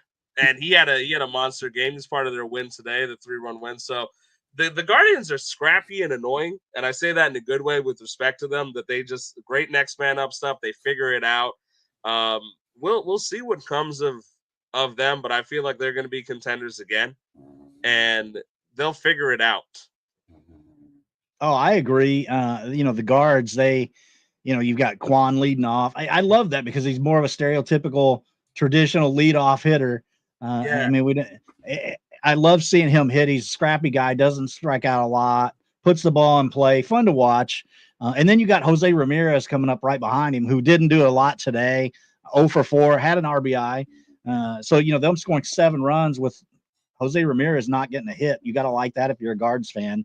But then they typically find these scrappy guys like you're talking about, just to put on trot them out into the middle infield, and they'll just get the job done. And then you have the theatrical guy like Big Christmas. Have you ever hoped for a guy to have success more than a guy named Big Christmas? I mean, come on. Did you ever listen to the Spanish home run call of his in the playoffs? I think everybody has. It was so fun. I don't speak a lick of Spanish, but it was fun. It was so much fun. And then you've got the one that really surprised me with the Guardians this year is trotting Carlos Santana back out there at first base. I'm like, what year is this? Carlos Santana, by the way, who lined a hit off Cole Raggins today, lefty on lefty, and at 38 years old, forces me to roster him in our collegiate baseball league because apparently he's gonna hit, and that's a. I mean, he's going to play good defense at first base, but I just can't believe a team that could, I could see them making a World Series run. I can't believe a team like that is running Carlos Santana out at first base. That just blows me away. In 2025, we're seeing Carlos Santana on a contender. You look at the stats last year, he wasn't that bad, right? Well, okay. 2 years ago with the Royals, he was terrible at the plate. Right, but let me pull it up here because I don't want to be too crazy about it. But age 37 season last year with Minnie, right? He was still providing some. He had a 3-WAR season last year, Ash. 3-war season, Carlos Not bad. Santana, age 37, 23 homers, 71 RBI. He was I'm not productive rostering him on my last year. fantasy team, though. I'm rostering him. I have to do this. I gotta, go to another guy that I rostered that I'll mention that was an interesting storyline, small one at least, if you're following relievers. We didn't know how the Royals bullpen would shake out and who would get the role. There was talk that originally Urseg might have been moved to start. Then they said he'd be the closer. Then they got Carlos Estevez, and Carlos Estevez was going to be the closer. And it does look like that's what they're going to do, because if you look at the breakdown today, they had Urseg come in, then they had Hunter Harvey, then they had Carlos Estevez. So it does look like lion's share, or at least the late inning work, might go to Carlos Estevez for fantasy purposes. I think Urseg's a really talented arm. I saw him killing it with the A's last year. I rostered and jumped on some Urseg stock beforehand, hoping that he would get that closer gig. A little disappointed that he's not I getting did the it. same. Yeah, I thought he was going to be the one. I don't know if I'm really a big Carlos Estevez believer. Outside of the Charlie Sheen jokes, I'm not really a guy who follows much Carlos Estevez. So we'll see if that doesn't change by the end of the year. They also had some flash in the pan relievers over the years that weren't looking so sharp, like McMillan and things like that, who aren't really involved anymore. I still think you may see Urseg move back to that ninth inning role. I mean, especially if Estevez, if he struggles, you've got a guy right there that can just flip right back to the ninth inning. Since we're talking about guys that we liked in our team that we were high on, we talked about him yesterday. Gavin Lux, he looked okay. I was actually going to mention, I got to go back to the Reds box score. You guys talk about it, because I got a couple of things I need to say about Gavin Lux. We had. Can you convince me to like Gavin Lux? I'm not a Gavin Lux guy, so I want to hear it. If it sounds like your roster and you like him, can you convince me to like Gavin Lux? Well, listen, I mean, let me get it pulled up here. In the collegiate league, my team is terrible. So if I'm rostering you and you're not a Met, it's probably not for good reason. But he had a hit, a walk, on three at bats today. I mean, listen, he came off major injury not that long ago. The Dodgers just kind of just let him cut loose. This ballpark that he's at is great for hitting. I think he's got all left in the tank. I'm ready to cook. Go for it. I said a lot of this last night, but I'm going to repeat myself. 2023, entering spring, the first few weeks of spring training, Gavin Lux had as hot of a name as a helium rising prospect as anybody in the game. Everybody was trying to get that dude on their fantasy team. He was going to be their starting second baseman. I mean, he had the job of shortstop. He was going to be actually shortstop for him. He had that role won a week into spring training. And then he blows his knee up, I don't remember if it was the ACL or the MCL. But anyway, he blows his knee up, misses the entire season, right? Catastrophic knee injury, missing an entire year. And then he comes back and is very slow out of the gate in 2024. Somebody that misses an entire season, I am going to give them a pass for a bad start. 2 months, okay. Dodgers had the ability to kind of wait him out. June 1st on, okay, playing a second base for the Dodgers, June 1st on, which is a pretty big sample when you're talking about June, July, August, September. That's 4 months of baseball. June 1st on, a 120 WRC plus. Are you going to tell me that's bad for a middle infielder? So, but what's the stat line that you get from like 12 homers over the year, like a 268 batting average? Are we just doing it in the context of the fact? Because, see, I agree with you. I remember Gavin Lux being the hottest name in the world, and I get it, but it's one of those things where I got Luis Garcia Jr. off the waiver wire a year or so ago, and that guy impressed me more. I felt like he was a 2020 guy. What's Lux's stat line that you're telling me everyone should roster? So in that time frame, his slash line is 270, 347, 429. So not a lot of power. But is that a bad hitter?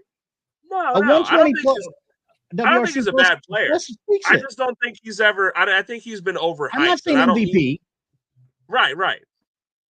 I'm saying a good player. Like, he deserves to be a first division starter at second base. Is he a top 10 second baseman? Granted, he's not playing second base now. Now they've got him playing all over the field. They played him at third base and left field a lot in spring training. I'm not sure what positions he played tonight. I know he started at third base. What did you say? I believe he started. I believe he played in left field. My bad. So he played left. He played the entire game in left field. Now, a corner outfielder, I might be a little concerned about the power.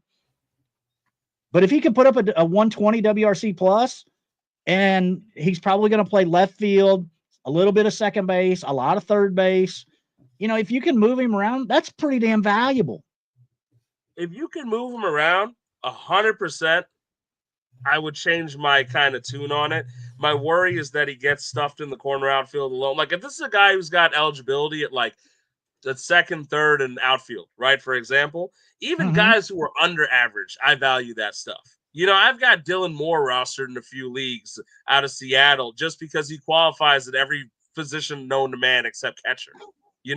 So like, because the guy caught first, second, third, shortstop, and outfield. I mean, there's some value for a plug and play in that alone. And I think the bat can play to some extent, especially because of Cincinnati. I just don't know if the defensive versatility is going to come to a cost of him being able to actually hit.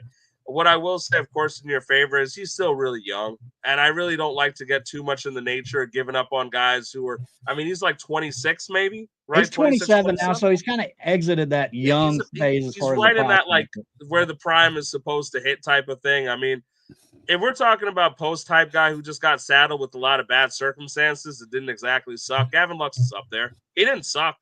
If you read these reports from not reports, if you go into these prospect discords, people will say he sucks. But that's because, and this is where I stand on it, he was overhyped for a long time, man, because you think about, like, all right, if you think about this offseason, the names that people clamor to get, right? When we clamor for names now, they're talking about the Roman Anthonys, the big names, like, oh, this is going to be an impact player. I remember the summer of Gavin Lux, where everybody was like, oh, my God, and trading top name players for Gavin Lux. And I'm sitting here I roster him right now in 5 leagues. But that's what I mean. Like, it would be cool to have him, but I'm not selling the farm for Gavin Lux. I'd be okay. I'm not against rostering him. No, I'm not doing that either. I'm saying he's a good player. There's nothing wrong with saying he's a good player. I'm not saying great. I'm not saying all-star level. I'm saying he's a good player. It's sort of like that Torkelson conversation, though, because you go in a conversation, you mentioned Spencer Torkelson. A lot of them are like, oh, Torkelson sucks, right?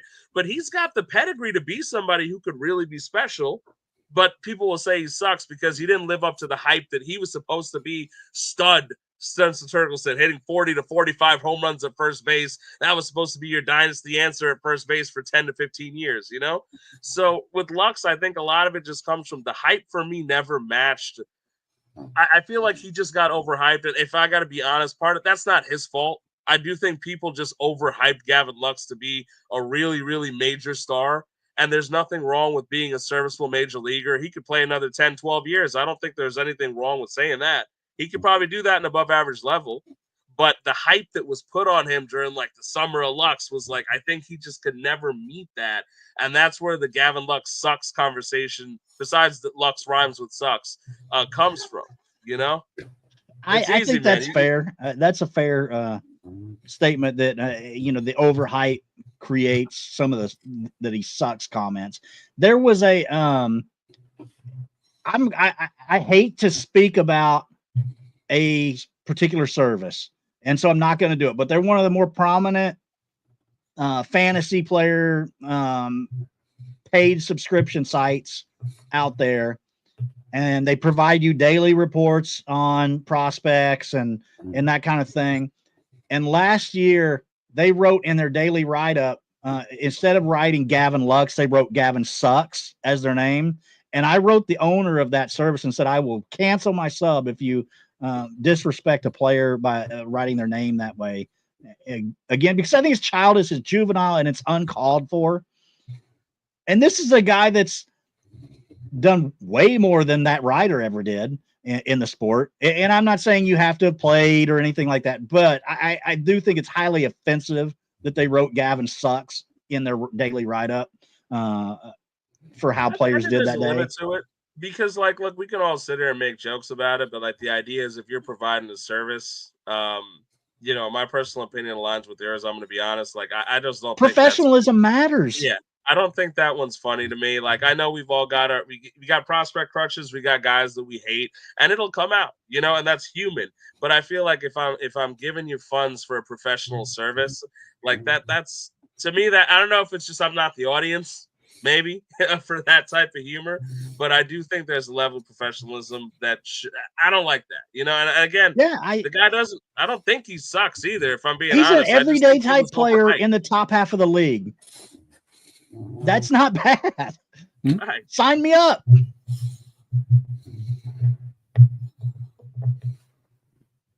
Yeah, Anyway, I'm off of my Lux. Yeah, but even in 2020, right? Outside because he had 0 WAR then, but he had 0.3, he had 1 WAR in 2021, 2.7 in 2022, and 2024 he was 1.5 WAR player. I mean, he's not setting the world on fire, but there's negative WAR players out there. You know what I mean? Like, yeah, there's a lot more guys you could take up the mantle and say, "Oh, that guy sucks." Like. We've got a guy in the Discord who's crusading against Angel Zerpa all the time. oh my gosh, it's funny because I so, roster him in one league, so anytime he does something well, I'm always there to point it out. I'm sure you were quick to talk to him today about the home run that Angel Zerpa came in and immediately gave up as soon as he walked into the I need field. to cut that. Every time that I see Angel Zerpa do anything, I hit the notification. I sit there, I think of him like, buddy, I know you're sitting there with your Angel Neil, Zerpa we hate love throw. you, but man, you really hate Angel Zerpa. Oh goodness. I didn't have any other games written down to talk about. I know, obviously those are not all the other games, but was there any other takeaways that you had from today? From either of you guys, Peter, any other takeaways from any specific games today? Yeah, it looks like Pete Alonso might have broke Devin Williams. Oh, what happened? I didn't see any of that game. Devin Williams did not look. The Yankees won, but Devin Williams did not look like Devin Williams. He walked. I know he walked 2 guys. Did he walk all 3 for the bases loaded? I think I'll pull that up for you right now, but because he turned around, he got out of it. But Devin Williams' stat line, no. So 2 hits, earned run, 1 walk, and 2 Ks. So who did you say broke him? Pete Alonso. I don't. I'm not tracking here. You guys got to give me the scoop. So Why are you saying the playoffs last year? The Pete Alonso hit that game-winning home run off Devin Williams in the winner go home game against the Brewers in Milwaukee. I totally was not. You guys, you Met fans, totally lost me for a moment. Yeah, he was tipping his pitches. But Devin Williams didn't look so sharp. Carlos Rodon did, apparently. I had a lot of people say Rodon looked pretty good today, which is an interesting bounce back. And on the flip side of that, again, it's a 1-game sample size, but Trio 0 for 5 Ks, and he left a handful of players on base. In fact, he was the last out, right? I think he was the last out. Second to last out. Yelich was the last out, but yes. He did when Devin Williams got back on track by striking out Churio. 0 for 5 Ks is a rough one. That's the platinum sombrero right there, old school. There's going to be a lot of eyes on Churio this year for the obvious reasons, as one of him being those like cornerstone of your dynasty team buys. And I was a little nervous about it. Him and Merrill looked real good, but I have those fears of give me a little bit more before I'm willing to trade my whole team for you. And like, I'm not trying to doubt his talent. I think that he has elite talent, but there are going to be some ups and downs this season. I'm interested to see how he bounces back because Churio's got all the talent in the world. But there's going to be some more spotlight on him because the Brewers don't have the firepower they did before. It's really like him, Yelich, and Contreras over there in that lineup. So we'll see what he does. But Brewers-Yankees game wasn't exactly fun for the Brewers today because the guy Devin Williams opening up and closing out against the team when he looked like he could have broken it was a tough one for them. Yeah, I still like him, but that was rough. I went to a sports bar today. They had the Mets. They had the Mets and the Yankee game both on. They had the Yankee game on the audio, so I was kind of watching both. Luke Weaver looked good. He's pretty much the only Yankee I'd say that I like. I like this guy. I don't know why. Something about Luke Weaver. Big fan. Damn, I got to pull this up. Game that's in progress right now. The A's and the Mariners, and the A's are gaining some traction among some bold predictions out there, saying that the A's might make the playoffs this year. Which, if you said that a year ago, on paper, if you take away the fact that John Fisher is a terrible person, the A's have some talent. They've got some prospects because. You think about Mason Miller's anchoring the back of that pen. He was a flamethrower, looking real good as a closer for a bit. Lawrence Butler is one of those guys. Is like a post high plate guys. I can't stand Lawrence Butler because he's that guy for me where I rostered him as long as I could, and the week that I cut him, he decided to become fantasy relevant. So Lawrence Butler drives me nuts, but he's a big talent over there. Jacob Wilson gets a lot of traction based on his bat. I think he was the only player to hit 400 in the minors over a certain amount of at-bats for his career. I got to look that one up. I remember talking about it, but I think he's got over I think you're right on that. Yeah, it's something. He has a 400 average in the minors, and he was I liked watching that guy hit. I got to be honest. There's something about that because if you're telling me over the minors that over 300 at-bats, he has a 401 batting average. I got to ask you guys a question, though, in regards to this game. Sorry, Ram. How the hell did the Mets not re-sign Luis Severino? To that contract? Come on. That was the money, man. Yeah. I mean, he's 5 innings, 5 Ks, no runs. Yeah, Sevy's shoving. I see that. I looked at the box score, too. But, No, I mean, the A's overpaid to get him to go over there because they had to get away with the Would you salary rather have for him. Luis Severino or Clay Holmes? I'd obviously rather have Severino, but we can't expect him to just throw money at everybody, right? I mean, at that point, this is a guy that was like a top 50 dynasty dynasty asset, 2 years ago?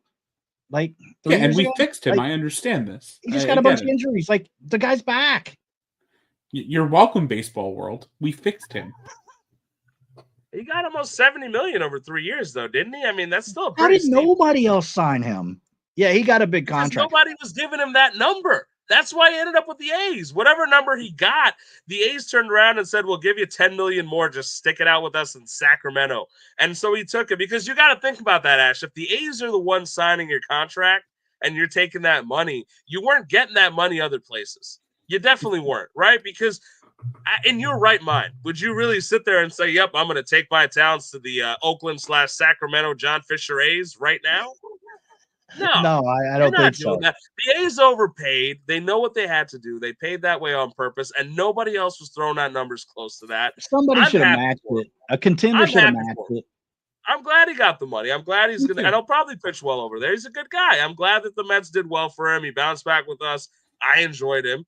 But he wasn't in the long-term plans. The Mets are high on Sproat, and they want – I think one of the things that people overlook is that the Mets wanted their flexibility going into the next few years because they have some faith in guys like Sproat. They want to see what traction they can get out of Senga. They might be looking at other free agent signings. They don't want to just throw money at everyone, and then they're stuck with – you could look at the way that they looked at like Montes and Holmes, and they gave Manea some years, but these guys are here short term to kind of fill a gap and figure it out. Like Montes, even McGill is probably on his last audition to see if he could actually, because Peterson will stay somehow. Metrics don't always love, but Peterson is statistically a very good starting pitcher in the top half of the league. He continues to pitch well. Senga, if he can stay healthy, is there. And sorry, didn't mean to interrupt. No, go ahead. Peterson, he led the Mets in wins last year as a pitcher, which granted wins isn't a pitcher stat, but still it's impressive considering the career he's had in Queens. Sproat is coming up. You're going to have you have a bunch of guys right behind him: Jonah Tong, Nolan McLean, Tidwell. So it's right now it seems like the Mets are doing a bunch of 3-year contracts, and they even and I think on again the starter today, Clay Holmes. I think there's a 1-year opt out too, or at least an option there. So which is pretty much what they did with Sevi as well last year and Mania, and they both took it.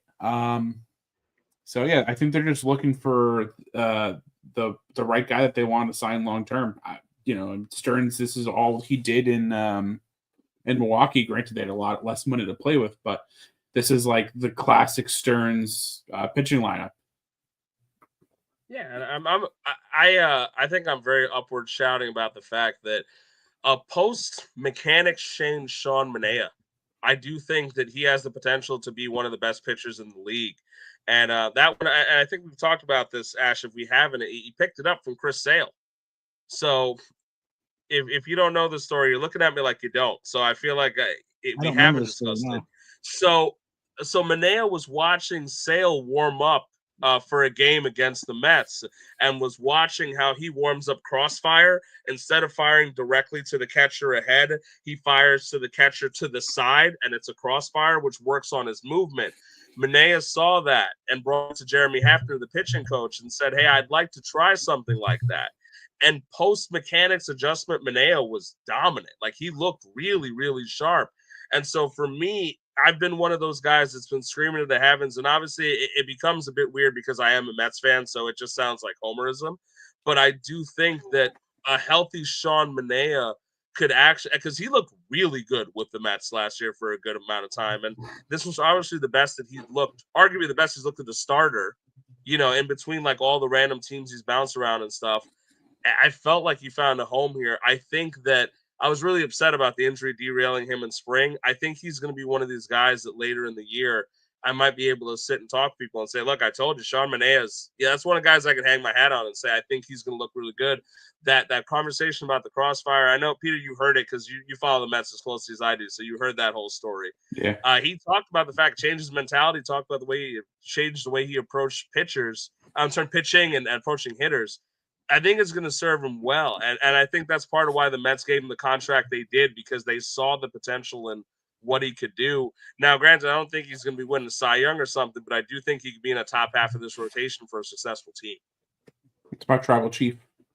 Yes, that's my tribal chief. That's fair, guys. That's fair. And that's a cool story about Manaea and Sale and how he tried to mimic that a little bit. You mentioned Luis Garcia Jr. earlier. 2 for 4 today, RBI. I love that guy. I love Luis Garcia Jr. He's very talented. I think he's one of those guys that is like a sneaky 2020, especially because there's not always depth at middle infield. He was a guy I got a low stock in a year prior, and I was like, I think he was like 23 the year prior, and I sat there and said, this is a guy worth keeping on the back of the bench. I'll give you another name that I'm doing that with right now that I don't want to give up on is Noelvi Marte. I don't know what the real Noelvi Marte is out there. I don't know if the PEDs made him a guy that was better than what he is.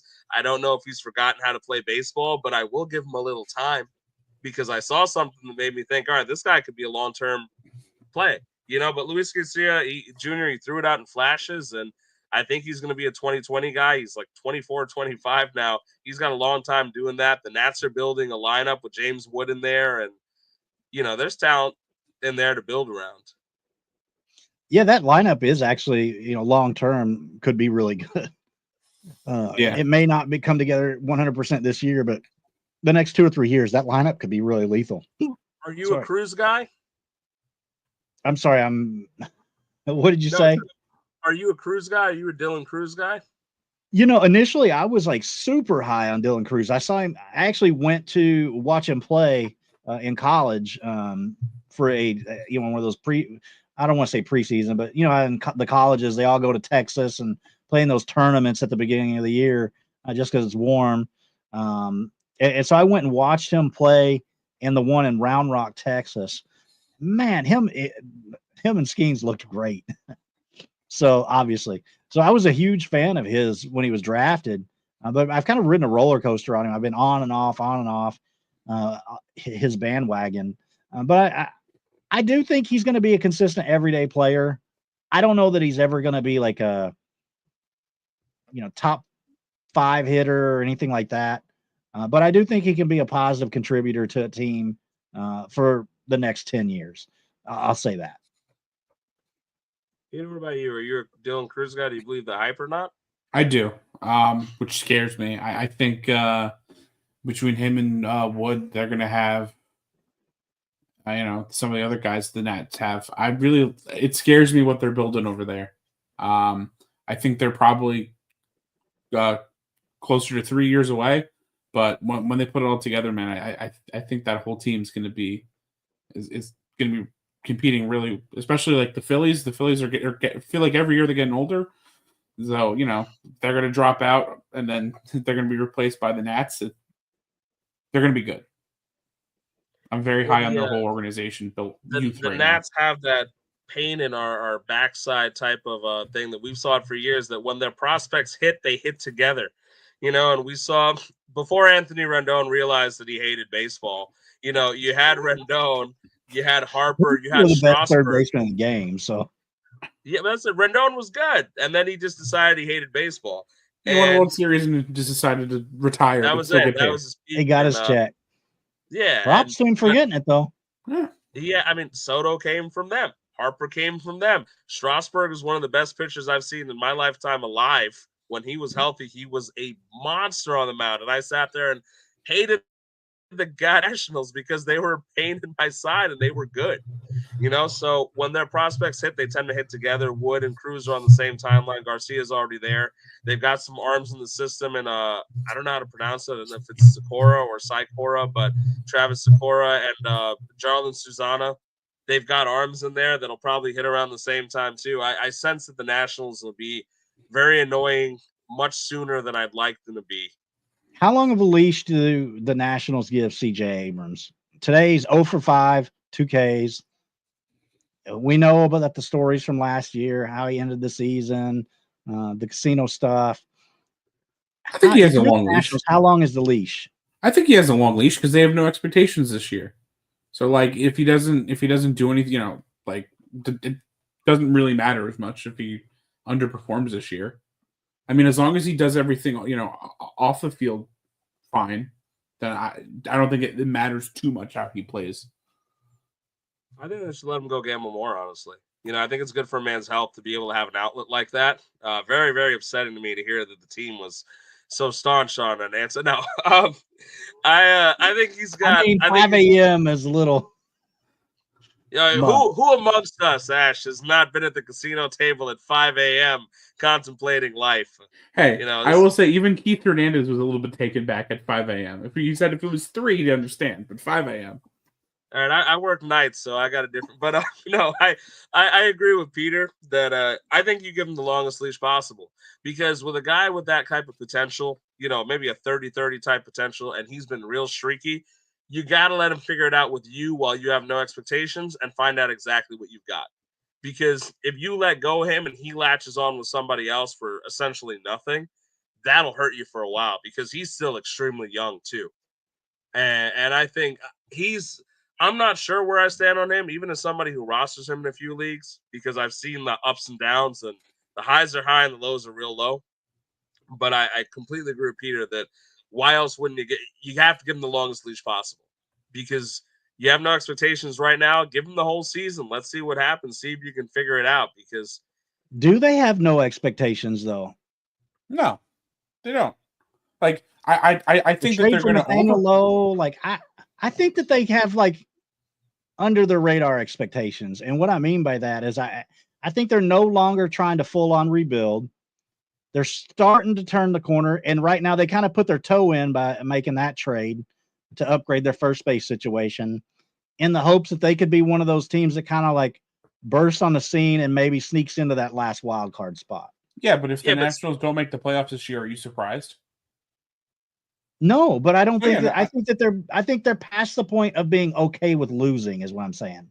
They're at the point where they're no longer just like, hey, we're rebuilding. It doesn't matter if we win or lose. I do think that they want to start inching their way toward that wild card position. Yeah, but even in their own division, I mean, there's 3 teams defiantly ahead of them, right? Even in their own division, right? I don't think that they expect to win the division.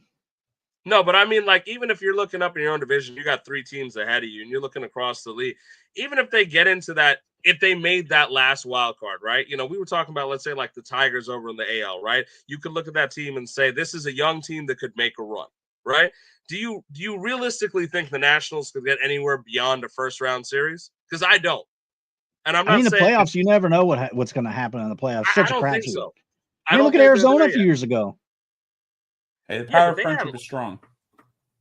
I think they had more talent on the board. I think that because it's just one of those things where are you really going to cut bait on CJ Abrams on the pursuit of the last wild card spot? No, I don't think that that's the case. But they're not that's what going I to. mean. They're not I going to think get that's anywhere. why. Go ahead, Peter. They're not going to I get just was anywhere out against there without the CJ idea that they're Abrams. just totally okay with losing.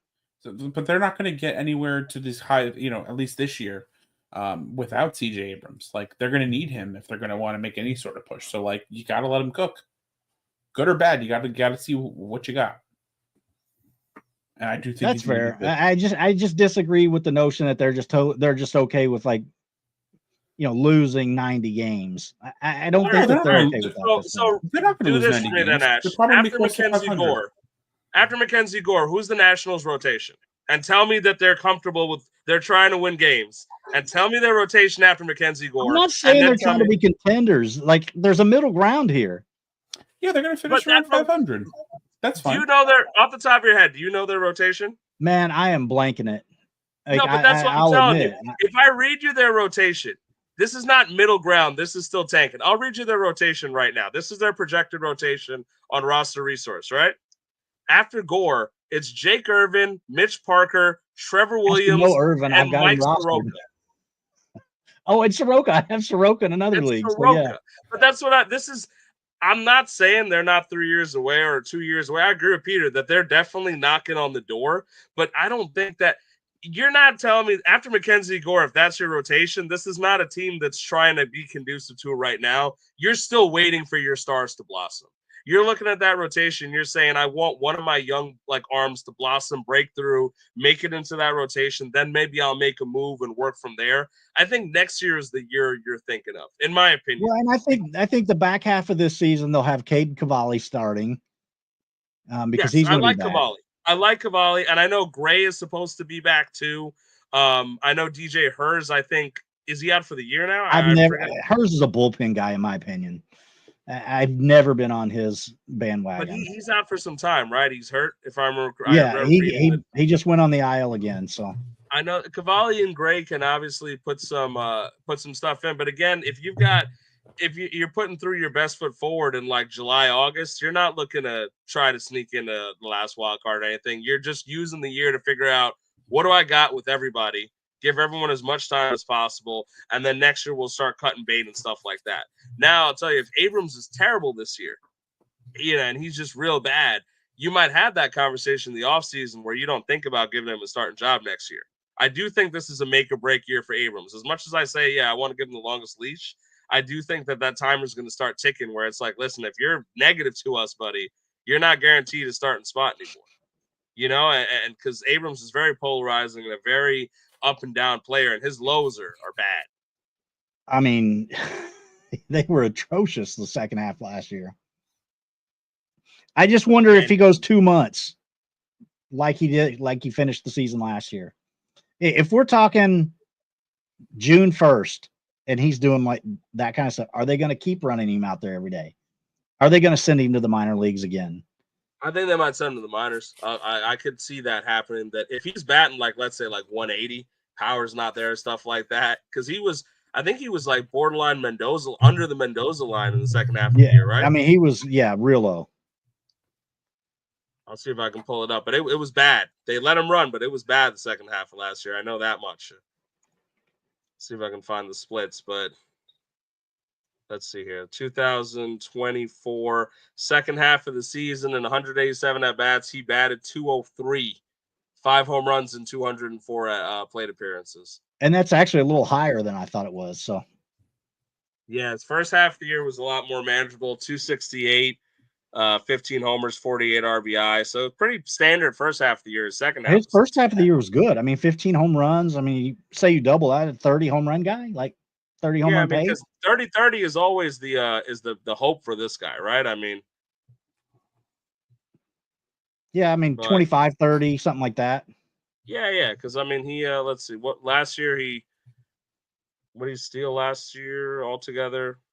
Let's see. Let me head back and just take a look at that. It's there. 25-30 is fine. That's still really, really, really talented for the position, especially because he's so young. I mean, he's got an enormous ceiling. So I get why you would keep running him out there. And I actually roster him in a couple of leagues too, because the upside with him is very high. So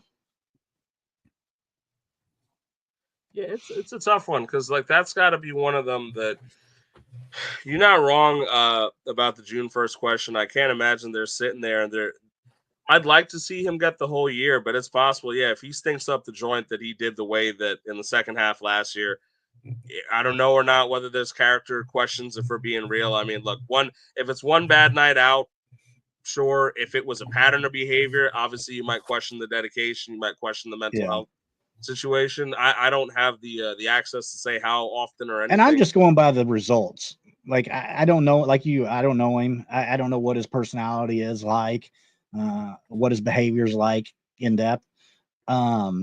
I'm just going by the results. If it's June 1st and it's the same way the second half last year was, I think they probably sent him down. What also works against him so much is that he doesn't walk. He does not. Yeah. He does not. He's a free spirit. He's always been supposed to be a contact guy. Like that's the thing. I mean, what was his when he came up? His walk rate when he first came up was like 1.7%. Even last year, it was the best of his career. It was 6.6. But I mean, that equated to what 40 walks over the entirety of the year against 128 strikeouts. You know, it's a tough one. If you're going to strike out like that and not his on-base percentage suffers, you got to be able to produce the counting stats. Yeah. So, well, I think we've kind of touched on most all the games tonight. The A's and Mariners now 1-0 in the seventh inning. So I'm not sure how that's going to finish up, but pretty good performance from Severino.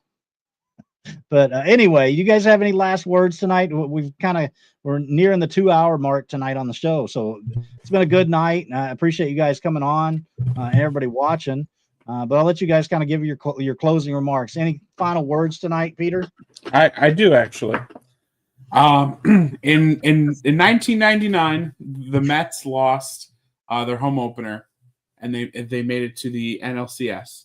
In 2000, the Mets again lost their home opener, and they made it to the World Series. Last year, the Mets lost their home opener. I hate Melvin Mora, by the way. Famously lost the first 5 games, made it to the NLCS. Today, the Mets lost their home opener. So we'll see what happens.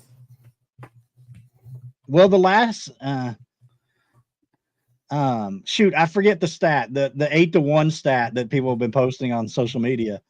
I don't remember. I'm totally flubbing it. There was 2 different times in recent years where a team won 8-1 or something, and I don't know the full details of the stat, but they both won the World Series that year. It was Atlanta and it was Atlanta, the Dodgers, and then the White Sox today.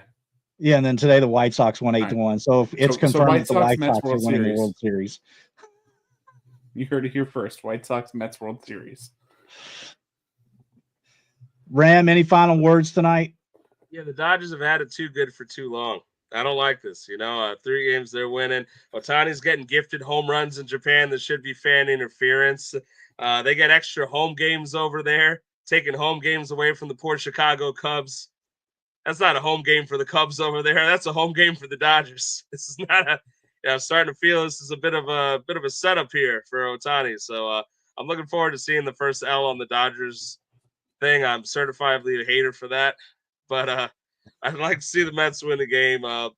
We'll see what happens. Clay Holmes was not the opening day start I wanted. You'll see me get more excited for guys like Senga when that happens. I'm just hoping the Mets don't get swept out in Houston. I don't want this bad taste to start the season. That's fair. I appreciate you guys coming on tonight. Everybody watching the show, make sure you hit that subscribe button, the like button on the episode. Make some comments for us down in the below the video here on YouTube, and then make sure those notifications are turned on so that way you get notified whenever we go live. We're going to be trying to go some this weekend with JT, formerly of Pars List, and talk some prospects in the world of baseball and fantasy moving forward. But we'll try to keep everybody posted of our schedule in the coming weeks and whatnot. So appreciate it, everybody, and have a good night.